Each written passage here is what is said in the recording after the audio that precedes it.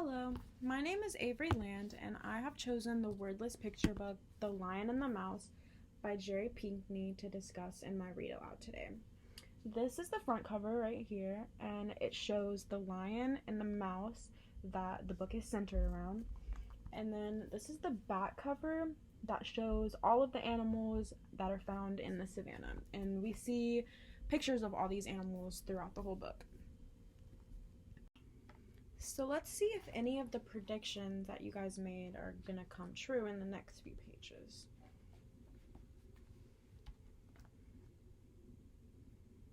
Now this is a really interesting page. What is the first thing that we notice when we look at this? Good. We see the lion, and we see that he seems to be caught in some type of trap. And we know that this is the trap that the hunters had set out earlier and a few pages before. So based on all of this, how do we think that the lion is feeling? Before you answer, I want you guys to think about how he looks. Look at his mouth, look at the way that he's laying. I was thinking the same thing. He looks like he might be in pain, and we know this because his mouth is open, he looks like he might be screaming, and he's on his back. And based on our prior information about lions, we know that they don't usually enjoy laying on their back. So, based on all of this information that we've read, does anyone want to make any predictions about what they might see on the next page? Do we think that the mouse might have something to do with this situation, or do we think that we might see the mouse again? Let's find out.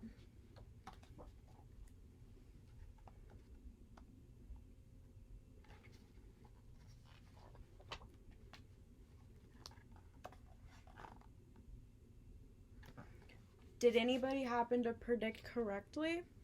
What do we see going on these last few pages? Exactly.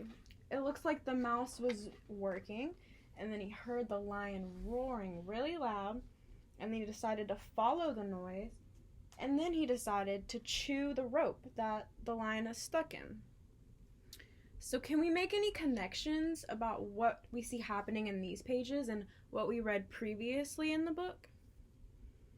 Exactly. This is a very similar situation to what happened earlier when the lion was going to eat the mouse but then decided not to. So why do we think that the mouse decided to help the lion, even though he didn't really have to? He looked like he was doing work with his other mice friends. Why do we think that he decided to come help the lion?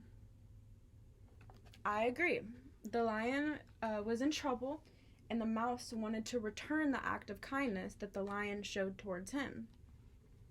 So even though you and I aren't animals, do you think that we can learn something from the kindness that the mouse and the lion showed towards each other? I learned that when you do good things for others, good things might come your way.